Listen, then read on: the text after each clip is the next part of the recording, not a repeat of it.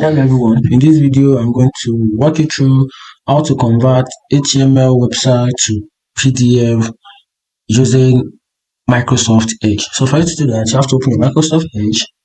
Here it is, Microsoft Edge. Then when you open it, then you search for your HTML website, like let's say this website particularly. Okay, you can see even though it has little CSS, but main content of this video is how to convert this HTML website into PDF. So then once you have the HTML website like this on the screen, then you click on the empty space, right click on it, then instead of save as, then you click on print.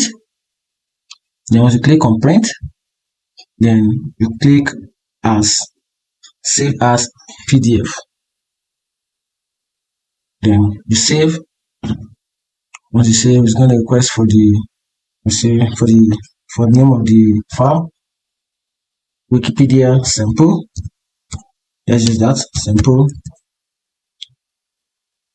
pro. Then you save. You can see it. Then you go back to your desktop. You can see it here. This is it. The next time you want to open, just click on it. Then it will open as a PDF format. If you find the video helpful, like and follow for more. Thank you.